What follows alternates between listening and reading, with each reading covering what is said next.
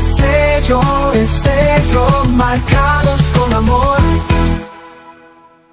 Pues muy buenas tardes, es un gusto estar aquí al frente, un honor para mí poder predicar la palabra de Dios, y gracias a Dios por tu vida, que el hecho de que estés aquí no es ninguna coincidencia. La prédica se llama De tímido a audaz. Yo te quiero preguntar lo siguiente: cuando tú ubicas al Moisés de la Biblia, ¿cómo lo ubicas? ¿Cómo lo piensas? Yo creo que normalmente lo ubicamos como ese gran líder que liberó al pueblo judío de la esclavitud de Faraón, los llevó por el mar, atravesaron el mar Rojo, y los llevó a la tierra prometida, ¿no? Siempre lo ubicamos como un gran líder, ¿no? De hecho, por ejemplo, entre los judíos es la figura bíblica, la figura religiosa más reconocida, más importante, porque además lo ven a Moisés como una especie del padre de la patria, ¿no? Fue aquel efectivamente que les dio la libertad y que los conformó ya como un pueblo, ¿no? Con Abraham empezó, pero con Moisés fue cuando fueron libres y se conformaron, llegaron a la tierra prometida y se hicieron una nación. Pero si yo te voy a platicar que en un principio, cuando fue llamado Moisés, le puso pretextos a Dios. O sea, él no quería, ¿no? Él se negaba y le decía por qué no, una y otra vez se negaba a obedecer, ¿no? Y además, Moisés huyó de Egipto por asesino. Moisés era egipcio, es decir, era del pueblo judío, de la tribu de Leví, pero había nacido en Egipto. Moisés nació aproximadamente unos 400 años después de que José, el que conocemos como José el Señador, había llegado a Egipto, porque una gran hambre había asolado en esos entonces la tierra. Y no sé si te acuerdas de toda esta historia, no voy a entrar en detalles, pero José asesora al faraón para toda esa hambre que iban a pasar, las 7 vacas flacas, las 7 vacas gordas, etcétera, y llegó a ser el segundo hombre más importante de Egipto, solo por debajo de Faraón. Pero ya habían pasado 400 años de José a Moisés, y durante todo ese tiempo, obviamente ya había muerto Faraón, habían habido varios. Los judíos, los israelitas, se habían convertido en una amenaza para Egipto. No porque fueran malos, sino porque ya eran tantos que el faraón temía que en caso de que hubiera alguna guerra, se aliaran contra ellos y los dominaran. Y por lo tanto, el faraón creó una ley muy cruel, ¿no? Lo que les dijo veía que crecían tanto y tanto, se multiplicaban los judíos, que le dio una orden a las parteras y les dijo: miren, cuando nazca un niño judío, si es varón, lo matan, y si es niña, la dejan vivir, ¿no? Ya se casará con algún egipcio, y acuérdense que sobre todo en aquella época la descendencia venía prácticamente por parte del varón, ¿no?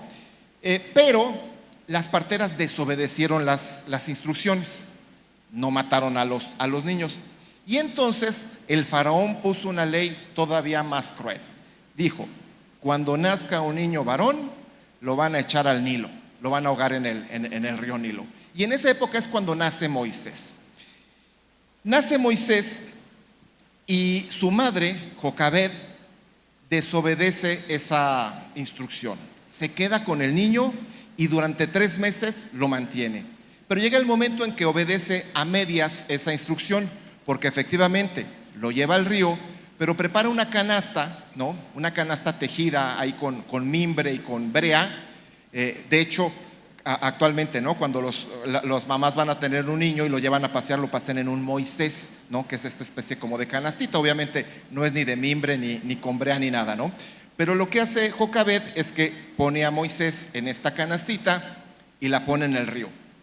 Yo me imagino que obviamente pues estaba atemorizada, porque si desobedecían las instrucciones, no solamente mataban al niño, sino también a la familia por desobedecer. Pero yo creo que no tuvo el corazón precisamente de ahogar a su hijo, ¿no? Entonces lo pone en esta canasta y lo pone en el río. Coincidentemente, lo pone en el río, empieza ahí a avanzar la pequeña cunita, el pequeño Moisés, y en eso baja la hija del faraón al río Nilo a bañarse, baja con sus doncellas y entonces ven a esa cunita, ¿no? Ahí flotando, le dice a una de sus doncellas que vaya por ella y cuando lo abre ve a un bebé hebreo. La Biblia nos dice que Moisés era muy bello, ¿no? Y entonces cuando la ve la princesa, decide quedárselo. Dice, ay, es un bebé hebreo, me lo voy a quedar. La hermana de Moisés, María, que estaba por ahí cerca, ¿no?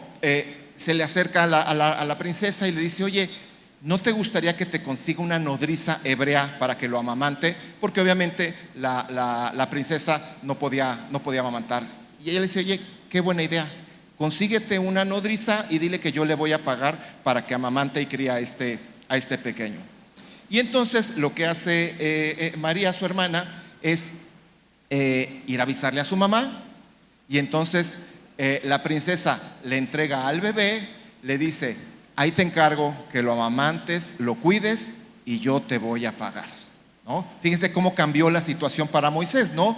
Iba a morir ahogado en el río, resulta que lo adopta la hija del faraón y además lo va a criar su mamá y le van a estar pagando por hacerlo, ¿no? Eso nos enseña que Dios tiene planes especiales para nosotros. Sin embargo, cuando va creciendo Moisés, obviamente crece en el palacio del faraón, crece instruido, ¿no? Bajo todo lo que debería de ser un futuro gobernante del país, pero en una de esas que va caminando por ahí, ve como un egipcio está maltratando a un hebreo. Y su sentido de justicia hace que se meta y defiende al hebreo, pero lo defiende con tanta vehemencia que termina matando al egipcio. Según él, nadie lo vio, ¿no? Sin embargo, unos días después se entera como que ya sabía la gente, o sea, lo habían visto. Y tan es así que nos dice la Biblia que el faraón, cuando se enteró, lo quería matar. Yo creo que le tenía cierta ojeriza que haya adoptado su hija a un niño hebreo. No nos lo dice la Biblia, yo me lo imagino. Pero esto hizo que Moisés huyera del país, ¿sí? Cuando se dio cuenta que el faraón lo quería matar, huyó del país. Y yo creo que eso generó en Moisés un miedo, un temor constante de que la mano del faraón, el hombre más poderoso de aquella época, en algún momento lo iba a alcanzar y lo iba a matar. Y entonces se fue al desierto, ¿sí? Se fue al desierto, llegó a una zona que se llama Madián, y ahí dice que se sentó en un pozo. Llegaron unas hermanas, 7 hermanas, y estas hermanas iban a sacar agua del pozo para darle de beber a los camellos, al ganado, y también para llevar agua a su casa, cuando de repente llegan unos pastores medios gandallas, ¿no? Y entonces quieren quitarles su lugar, quieren quitarles el agua, quieren abusar, y Moisés las defiende, ¿no? Las defiende, y no solamente las defiende, sino que además les da de beber y todo. Entonces, cuando regresan estas hermanas a su casa con su papá Yetro, y le dicen, el papá le dice, oigan, ¿y ahora por qué regresaron tan temprano? Dice, pues es que fíjate que estábamos en el pozo, llegaron unos pastores, nos querían quitar, pero un hombre nos defendió y le dio de beber al ganado y todo. Y le dice el papá, oye, ¿y por qué no trajeron a ese hombre aquí a la casa? Invítenlo a comer. Entonces lo invitan a comer, y como dice, para no hacer el cuento largo, terminó casándose con una de las hermanas, con Séfora, ¿sí? Y bueno, entonces Moisés estaba pastoreando a las ovejas de Yetro en el monte Sinaí, y mientras estaba pastoreándolos, de repente vio como que por ahí había una zarza, ¿no? Que estaba ardiendo, pero que no se consumía. Moisés se maravilló y dijo, bueno, qué raro, qué maravilla que esa zarza se arda, pero no se consuma. Entonces se acerca, y es cuando Dios le habla y le dice, quítate el calzado que estás en Tierra Santa. Y se revela a él como el Dios de sus antepasados, de Abraham, de Isaac y Jacob, y le dice que él ha oído lo que está sufriendo su pueblo en Egipto, y le da la instrucción de que él tiene que ir a Egipto y hablar con el faraón y decirle que libere a su pueblo. La primera reacción que tiene Moisés es decir, oye, casi casi como decíamos, ¿y yo por qué? ¿No? Porque dice, oye, pues yo no tengo la capacidad de poder ir a hablar con Faraón, o sea, ni me va a creer, es más, me va a decir, ¿y quién te mandó? Y Dios, aunque lo prepare, le dice, mira, le vas a decir que te está mandando Dios, le revela por primera vez el nombre de Yahvé o Jehová a Moisés, por primera vez aparece su nombre en la Biblia, le dice, tú vas a ir y le vas a decir, no, pero es que mira, yo soy tardo para hablar, soy medio tartamudo y no, eso de hablar no se me da. Sin embargo, Dios le dice, mira, es más, vas a hacer estas obras para que la gente crea unos milagros, ¿no? Le dice, toma una vara, aviéntala al suelo, la vara se convierte en una serpiente, Moisés se asusta, le dice, no te preocupes, agárrala de la cola a la serpiente y nuevamente se vuelve a convertir en una vara, ¿no? Luego le dice que meta su mano en el pecho y cuando saca la mano la tiene como si tuviera lepra, toda blanca. Moisés se asusta y le dice, no te asustes, vuelve a meter la mano y la saca y está completamente limpia. Es decir, aunque Dios le hablaba directamente, le daba razones, le hacía maravillas y le mostraba, aún así Moisés seguía diciendo, híjole Señor, ¿y si te buscas a otro? Mejor que otro hable, ¿no? En mi lugar. Entonces Dios le dice, mira, vamos a hacer una cosa. Aarón, tu hermano, va a hablar con el faraón. Yo voy a hablar contigo, te voy a dar las instrucciones, tú se las vas a decir a Aarón y Aarón entonces va a hablar con el faraón. ¿De acuerdo? Y Moisés acepta de esta manera. Para esto, déjame decirte, cuando Moisés lleno de miedo le dice, Señor, mejor manda otro, yo soy tardo para hablar y tartamudo, fíjate lo que dice Éxodo 4:11. Por acá si me ayudan a poner Éxodo 4:11. Cuando le dice yo soy tartamudo y lento para hablar, el mismo Dios le dice, ¿y quién le puso la boca al hombre? Respondió el Señor, ¿acaso no soy yo el Señor quien lo hace sordo o mudo, quien le da la vista o se la quita? Así que ponte en marcha, que yo te ayudaré a hablar y te diré lo que debes de decir. Pero ahí fue cuando Moisés todavía le vuelve a insistir y le dice que no, y entonces ya le dice que va a ser a través de Aarón, ¿no?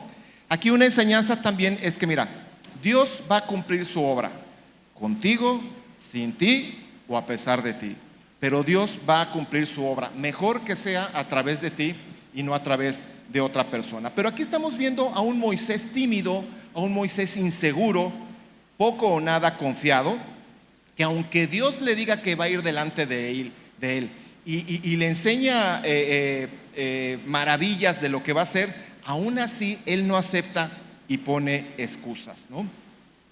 Pero bueno, dame un segundo.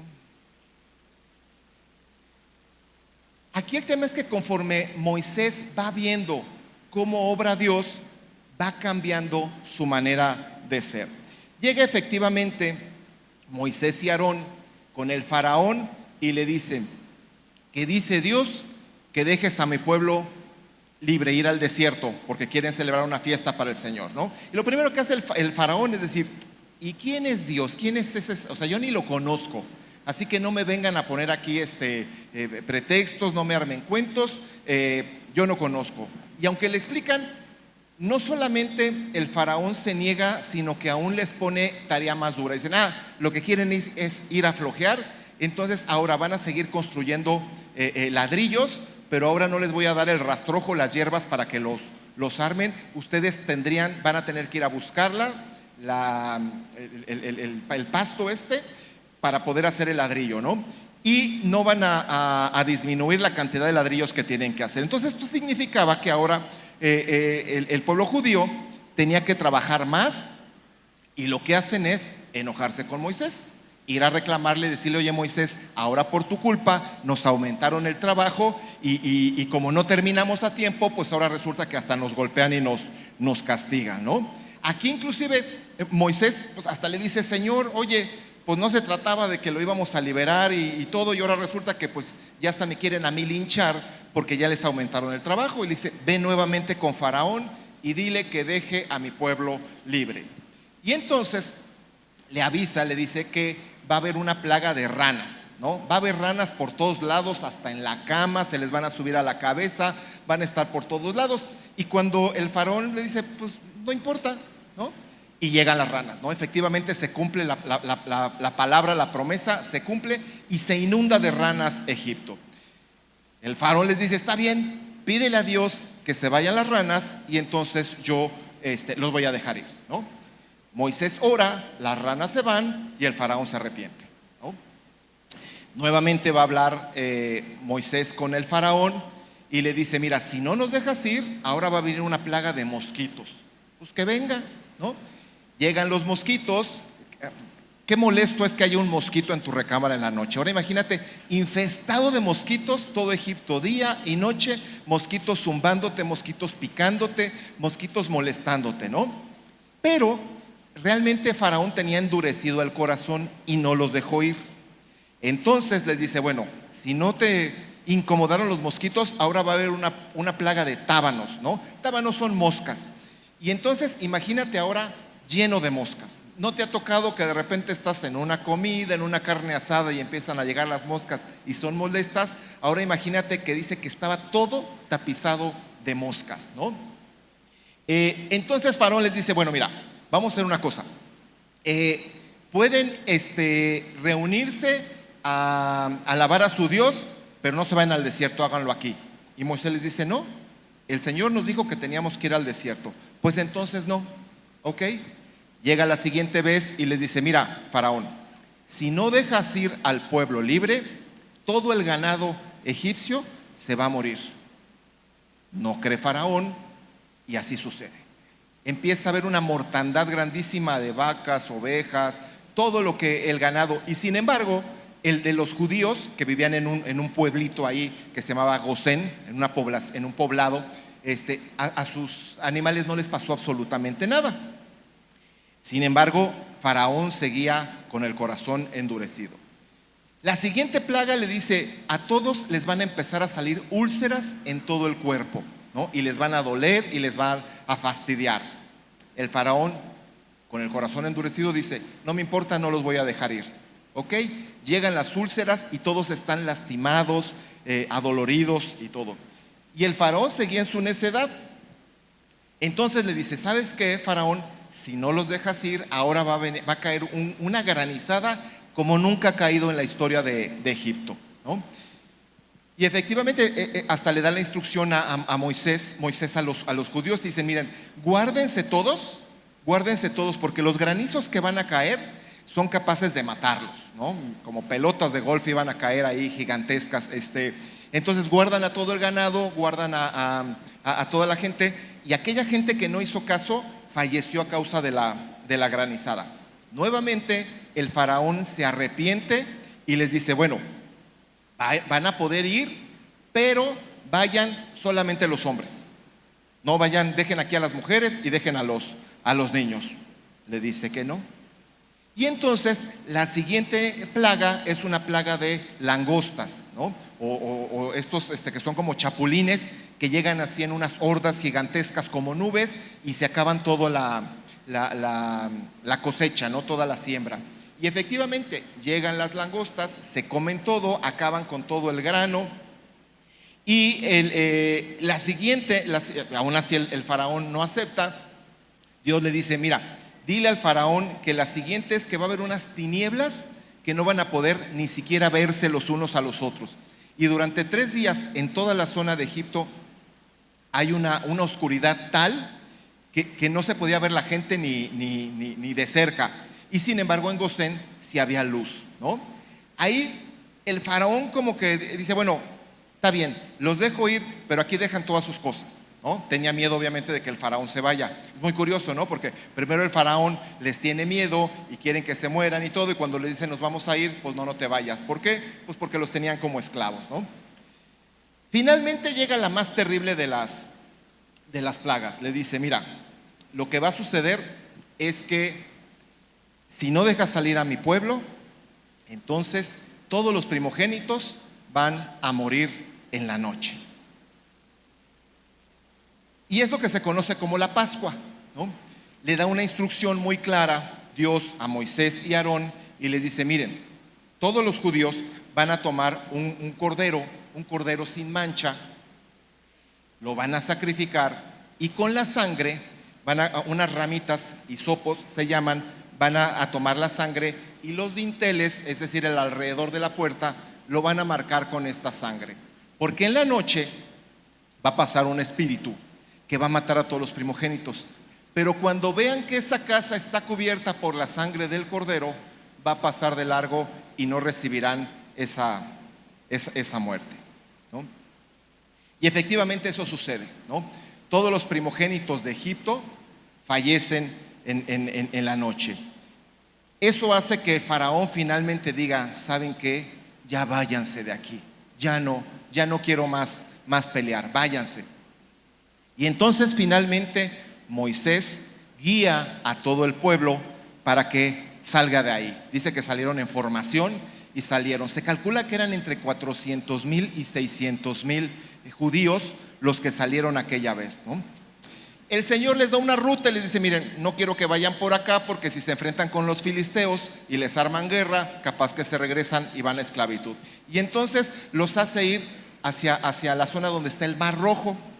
Y cuando llegan al Mar Rojo, pues se enfrentan con que, pues, ¿cómo vamos a atravesar el Mar Rojo?, ¿no? Pero para esto el faraón, muy enojado, cuando se da cuenta que se fueron todos sus esclavos, toda la mano de obra de Egipto, ¿no?, que finalmente habían ganado,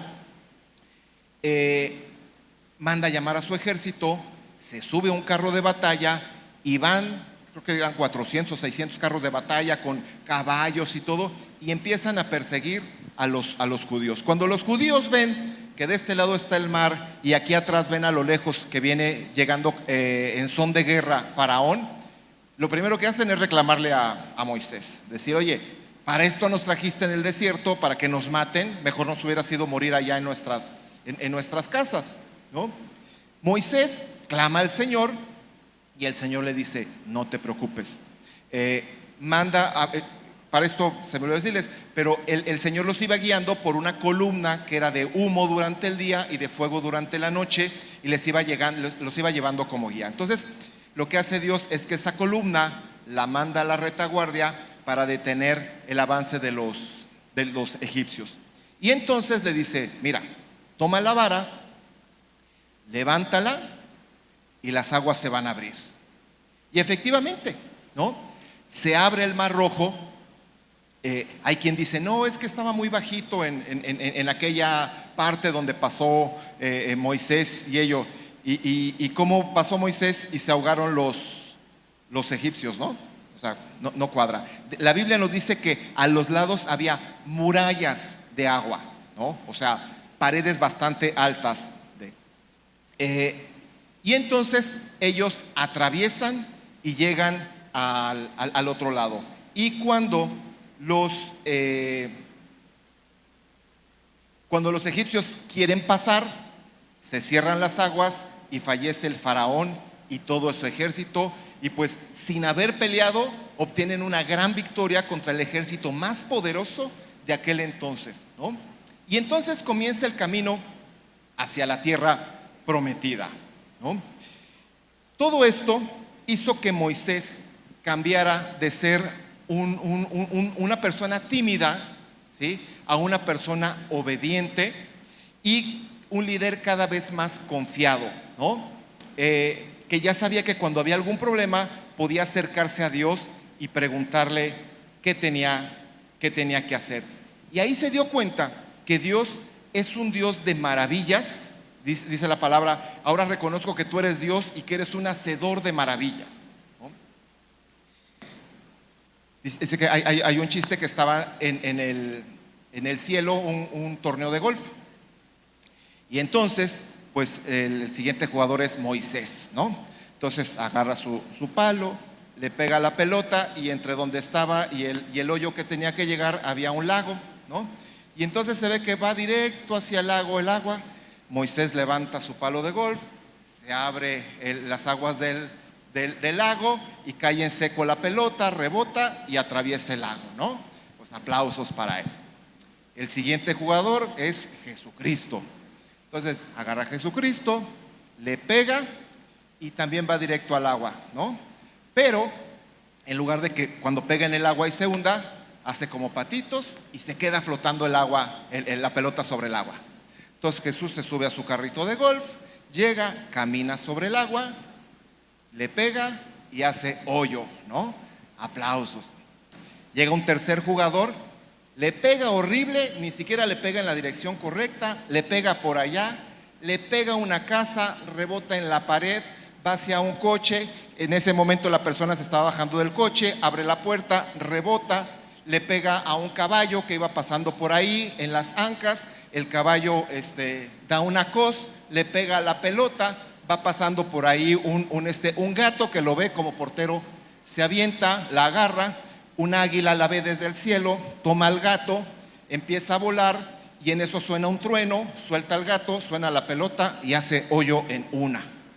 Se voltea a Moisés y le dice a Jesús: me choca jugar golf con tu papá. Bueno, todo este camino en el desierto que comenzó ahora no estuvo exento de problemas. Principalmente, o no principalmente, 100% por la terquedad y la desobediencia del pueblo. Fíjate, en un momento Dios le dice: Moisés, vente para acá, súbete al monte. Durante 40 días estuvo Moisés con Dios y ahí le entregó los 10 mandamientos. Pero no solamente eso, le dijo: mira, van a construir un tabernáculo, un lugar de reunión donde mi presencia estará con ustedes. Y le dio todos los detalles, de qué medidas, de qué materiales, de qué colores. Le dijo cómo tenía que hacer el arca de la alianza, las vestiduras sacerdotales, toda la información le dio durante 40 días, ¿no? Cuando terminan esos 40 días, baja del monte Moisés, y cuando llega al pueblo se encuentra que, como dicen, cuando el gato estaba afuera, los ratones hacen fiesta. Lo que habían hecho los judíos es que, pues como no venían a Moisés, y Moisés era el que intercedía por ellos, ¿no?, con Dios, el que hablaba a través, se les ocurrió juntar todo lo que tenían de oro, fundir un becerro de oro y adorarlo diciendo: este es el Dios que nos libró de Egipto. Obviamente cuando llega Moisés se molesta muchísimo con el pueblo, pero no solamente Moisés, Dios mismo, ¿no?, diciendo: bueno, qué pueblo tan desgraciado, después de todas las maravillas, proezas y todo que he hecho para librarlos, ahora resulta que el que me libró fue otro Dios, ¿no? Y lo adoran. Y entonces le dice: ¿sabes qué, Moisés?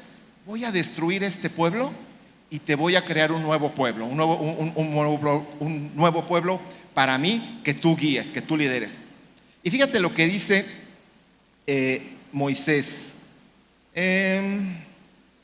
Éxodo 32:31. Y se volvió entonces Moisés para hablar con el Señor y le dijo: ¿qué pecado tan grande ha cometido este pueblo al hacerse dioses de oro?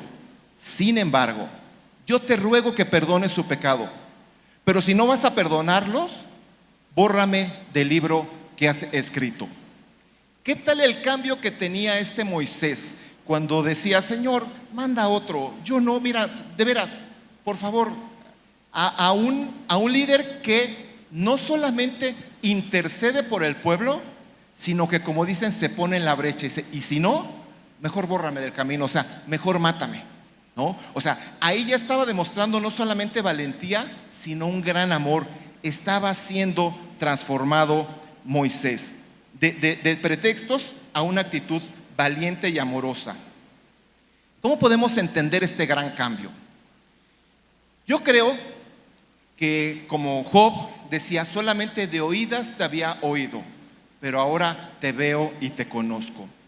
Después de tener comunión con Dios, de haber visto de primera mano el cumplimiento de todas esas promesas y del poder de Dios, esa actitud tímida se fue transformando en confianza.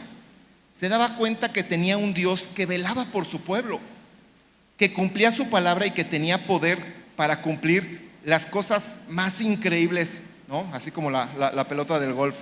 Y entonces se había convertido de un tartamudo que ponía pretextos en un valiente líder que anteponía su vida a la de su pueblo. El trato con Dios lo había convertido de un ser tímido a un líder valiente. Pero fíjate, Moisés fue más allá. Se atrevió a hacer, a mi gusto, la petición más audaz que podrás encontrar en la Biblia. Éxodo 33, 18. Le pidió a Dios: déjame ver tu gloria, le suplicó Moisés. Entonces ya no solamente era valiente, era audaz. Ya le estaba diciendo a Dios mismo: muéstrame cómo eres tú realmente en persona, ¿no? Le estaba pidiendo que se muestre en todo su esplendor ante sus ojos, ¿no? Fíjate, entre más conozcamos a Dios, entre más sobre nuestras vidas, más confiados podemos ser para pedir más y para pedir más. Yo te pregunto, ¿qué hace falta para pedirle ese milagro a Dios? ¿Qué hace falta? Te voy a contestar: hace falta fe. ¿Y cómo vamos a aumentar nuestra fe?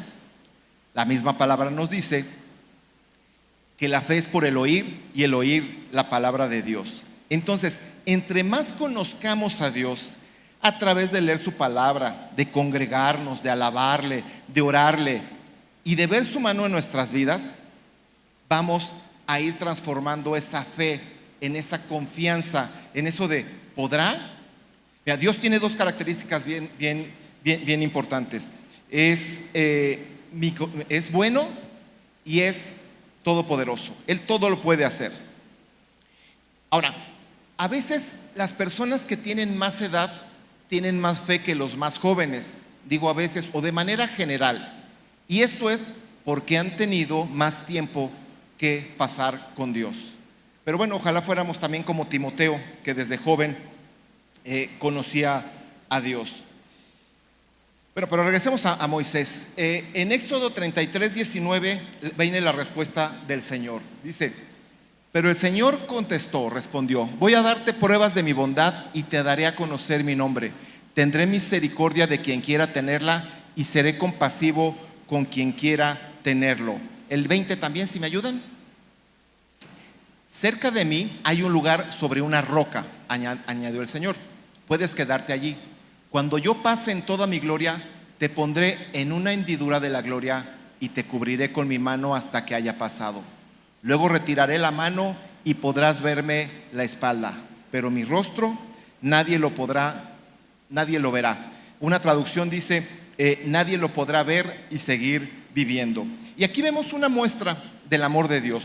Dios accede a la petición de Moisés, pero le limita a que no vea su rostro, porque dice: si ves mi rostro, morirás.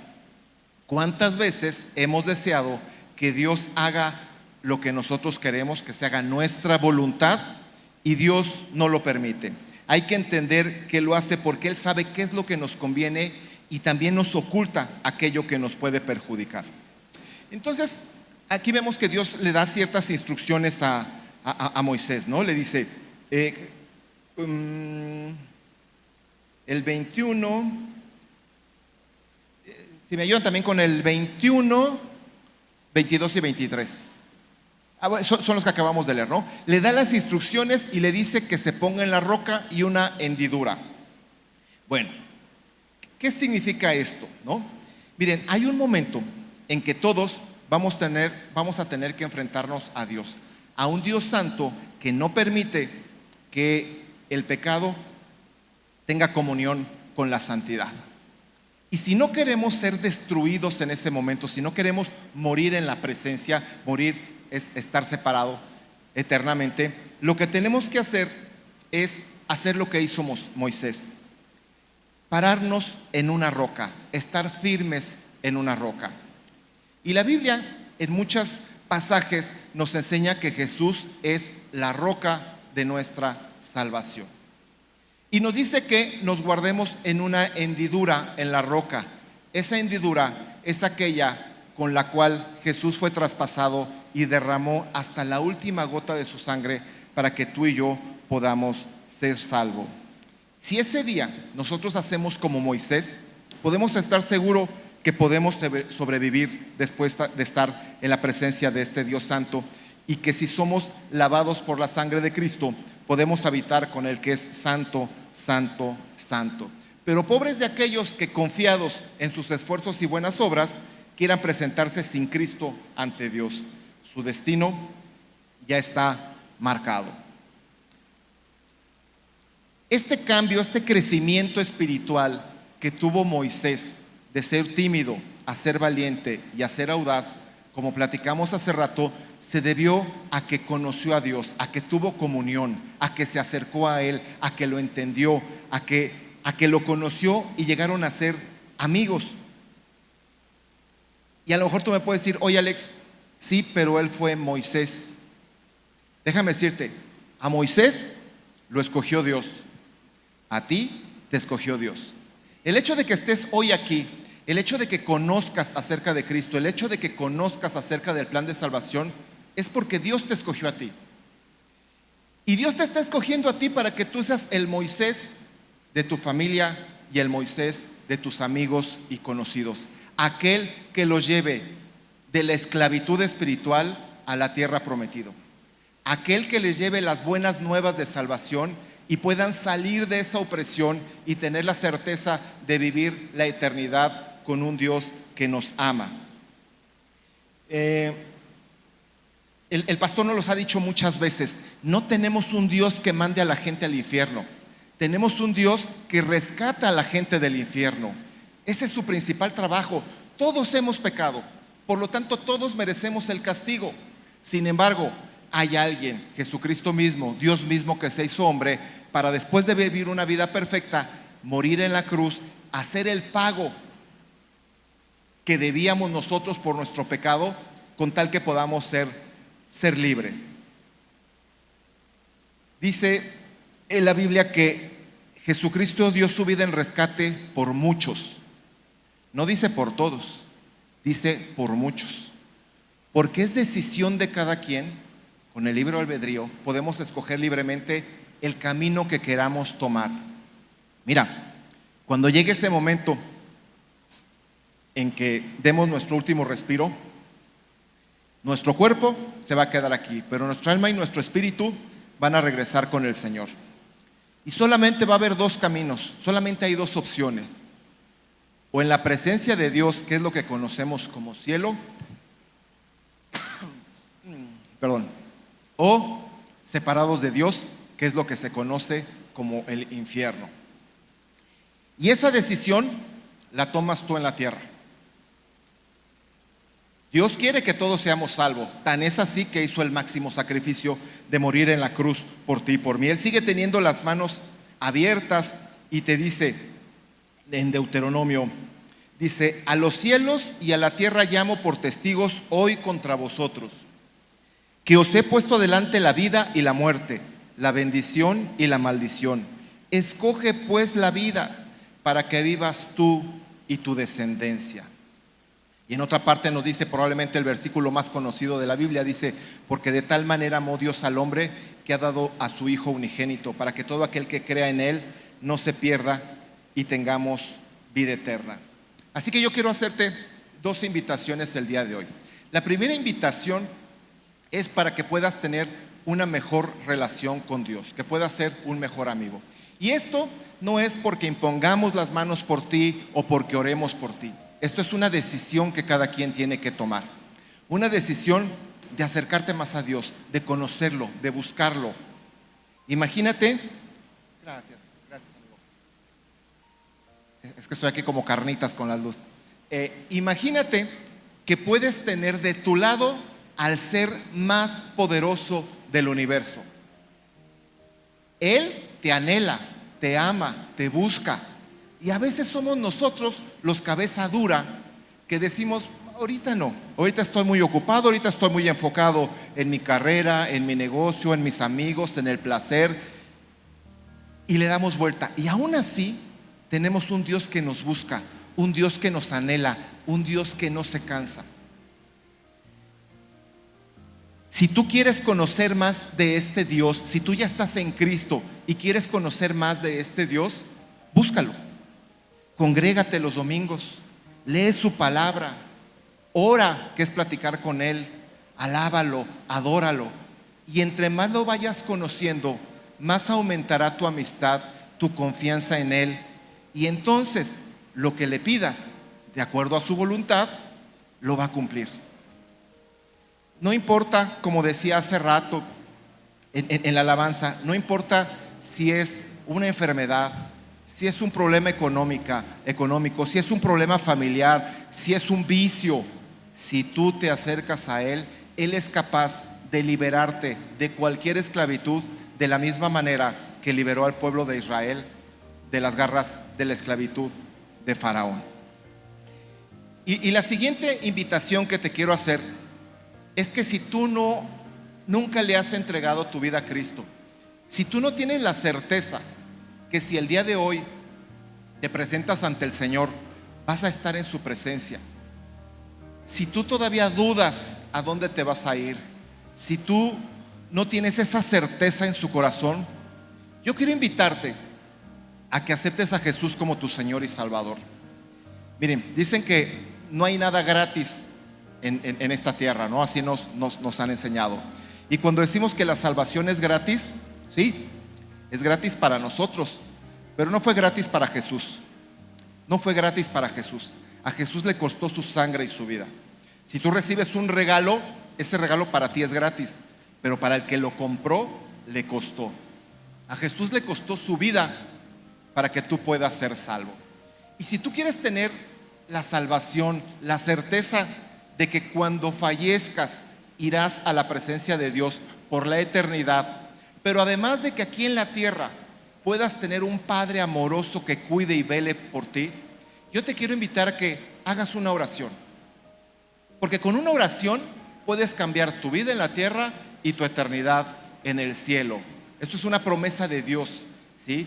Dice que si tú crees en tu corazón y confiesas con tu boca que Jesús se levantó de los muertos y que tiene vida eterna, entonces tú también la vas a tener vida eterna. Así que yo quiero invitarte a que cierres tus ojos, y cierres tus ojos solamente para que te concentres en esto y declares con voz audible, con tu boca, una oración donde le entregues tu vida a nuestro Señor. Repite conmigo: Señor Jesucristo, yo reconozco que he pecado y que el pecado me ha alejado de ti, pero entiendo que Jesucristo murió en la cruz y derramó hasta la última gota de su sangre para pagar lo que yo merecía pagar. Hoy recibo ese regalo de salvación y te reconozco, Señor Jesucristo, como mi Señor y Salvador. Rompo toda cadena que consciente o inconscientemente haya hecho con el enemigo y te declaro como mi único y suficiente Salvador. Amén. Amén. Si tú hiciste esta oración, puedes tener la certeza de que tienes un Padre aquí en la tierra y de que tienes un Dios que cuando llegue el momento te dará la bienvenida en el cielo. Que Dios te bendiga. Deseo